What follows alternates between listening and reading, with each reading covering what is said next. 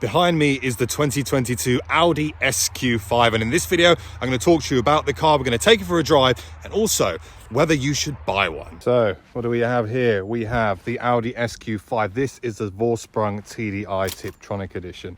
I'm going to say it is freezing. There is freezing fog out here. My hands are ice cold, but the great thing with this, of course, is it is a four-wheel drive car. Now, how much is the SQ5 going to set you back? Well, this specific car, the Vorsprung, is £74,000. And what's powering this beast? Well, we get a 3-litre V6 turbocharged engine with mild hybrid that produces 341 brake horsepower and 700 newton meters of torque. That's the beauty with diesel power. You get so much low down torque, and this thing will produce the majority of its torque between around about 3,100 and 3,600. So it is a very, very torquey engine. 0 to 62 miles per hour is dispatched in 5.1 seconds. It will do a top speed of 155 miles per hour. It is running an 8-speed Tiptronic gearbox, not an S-tronic, and it is finished in a beautiful Daytona grey, and it has red interior. Now, let's quickly touch on the exterior styling, because I do love the paint. It's got this really nice pearl effect finish.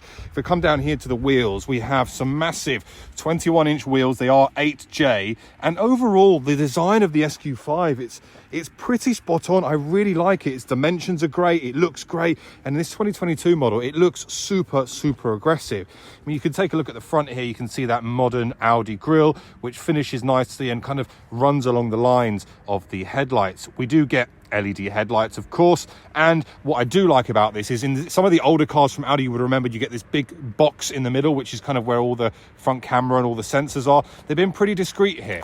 The front camera is a nice tiny little camera here, and yeah, overall I think that is a much better look and just makes the whole front end look much more appealing. The other thing that I absolutely love about the Audi SQ5, particularly this one, is you get the kind of foot bars here. I think it just adds such a nice little dimension, adds a bit more stance to the way the car looks, particularly from this angle. That 3/4 angle for me is just an absolute winner. This car, in my opinion, is absolutely mega, and I'm starting to become a real fan of SUVs because of their practicality. Well, this one here isn't too big if you start to look at things like the SQ7. This, I think, is pretty decent in terms of its sizing. Now, the other thing that we get here, you can see they're on. I've left them on. You get some very beautiful Oled tail lights. They look very, very nice. And of course, with the Vorsprung and the black pack, you get all the Audi badges sprayed in black, and it does make a difference in terms of the way this car looks overall. Now, Audi have got quad exhausts on here, although that's what they'd like you to believe, but actually, unfortunately, they're fake. And actually, if you look down there, you can see where the actual exhaust is. Now, what about boot space? Because people are going to buy this, you're going to want some decent, well, the reason you buy the SUV is practicality. If you've got the family, you want decent boot space. Let's take a look, because in this you get 520 litres of boot space. It is pretty big, it is pretty decent. As you can see, boot goes quite deep. You also get a tow bar in this car. It's an electronic tow bar.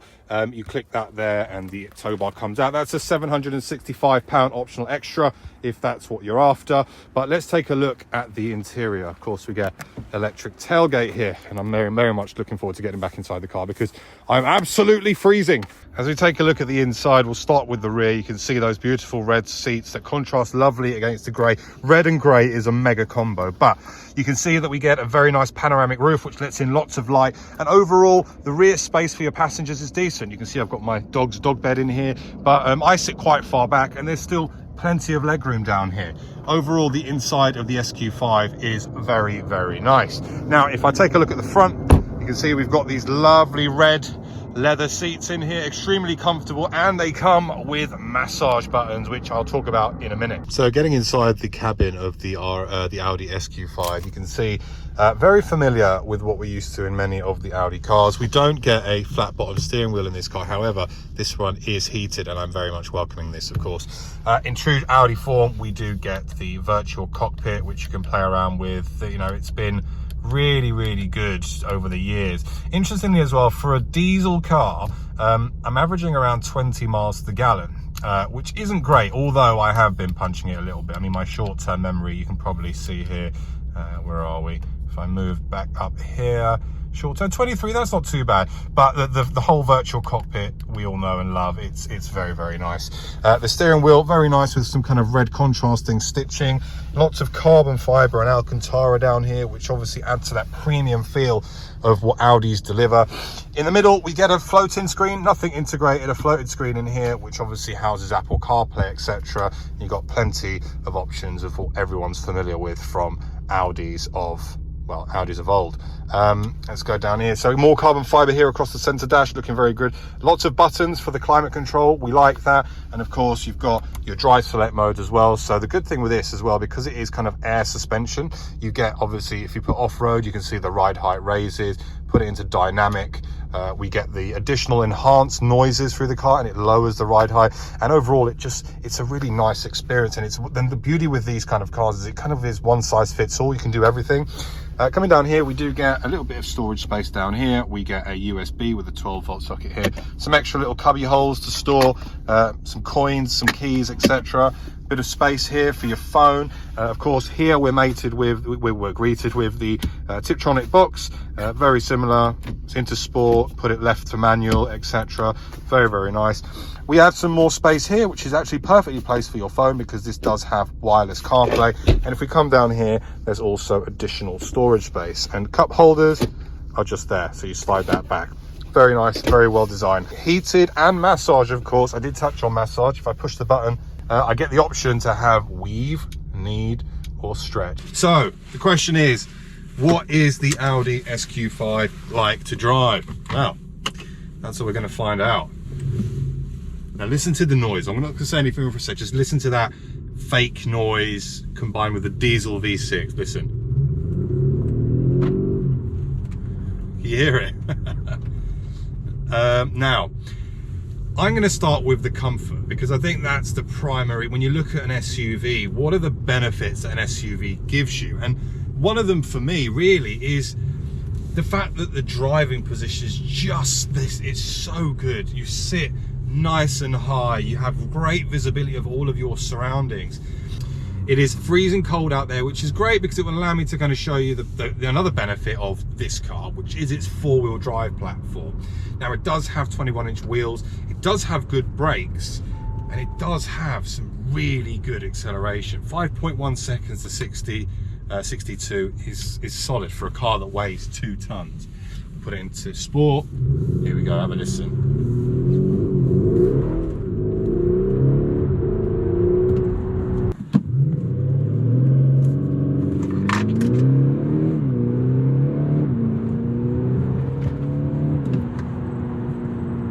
It's just so quick. That low down torque that you get from the SQ5 is phenomenal. It gets you out of 99% of most sticky situations because of that 700 Newton meters of torque. It's just great. And I think from a personal perspective, I've really started to grow in terms of liking SUVs, and I don't know why. I really don't know why. I'm just starting to look, when I look on Auto Trader, I start to look at SUVs more. Maybe it's just an age thing and I'm getting older and I'm trying to be a bit more practical and looking for a car that fits all, because personally I've always had silly cars that are 100% performance or they're 100% impractical. Never really had a car that kind of does everything and ticks so many boxes, whereas this, the SQ5, absolutely does that. Now, it is a Tiptronic box, 8-speed Tiptronic. It's not an S-tronic box, and you can notice that a little bit. Its kickdown is a little bit lazy, but it's quick enough for what you need it to do. It really is.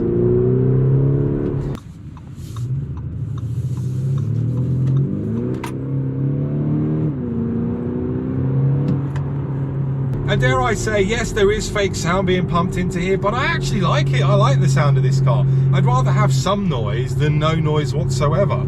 And I think that, you know, when a manufacturer gets that enhanced cabin noise right, it does sound quite nice. This has a really throaty noise to it. Almost, daringly, it sounds a little bit like an RS6 in terms of its grumble, if you listen. Oh, it's cool. I do like that. So visibility, as you can see, is absolutely shocking, but that's okay because we get traffic sign recognition. It does all that for us. We get all the nice creature comforts. I get a lovely head-up display. Overall, the cabin and the sitting position is, I have no faults whatsoever with the way this feels to drive and waft around in. Now I'll do a quick little acceleration. I've got no one behind me. We'll do a 0 to 60 launch and you can see just what it's like. Here we go. Slow it down. Slam the brake, let the boost build, off we go. Bit of wheel spin there, but I'd expect that because it's pretty icy conditions outside, 2.5, but majority of the power gets laid down with ease. Solid thing. In terms of the kind of driver's seats, it's very, very nice. I have got the massage seats on right now and not gonna lie, kind of like it. Very, very nice. The S-Line seats are really good as well. They're not too aggressive. You know, sometimes when you go too much in terms of these seats with the whole bucket thing, it removes an element of the comfort factor of what a car is supposed to deliver. That this isn't an RS car. This is not, you know, it's not meant to break land speed records. They're coming around here, look, greasy conditions, 2 tons car, pulling out of corner. That diesel engine working overdrive at that low RPM to give you maximum torque to get you out of majority situations. It's just a pleasure. It's a really nice thing to drive. But as I was saying, the seat itself, super comfy. Both yourself, your passenger and your rear passengers will have plenty of room and they'll be extremely comfortable as well. Other things that we get in this car, particularly for this kind of weather, we get some nice heated mirrors, which is good. Heated seats as standard. I've talked about the heated steering wheel, which is a great thing as well.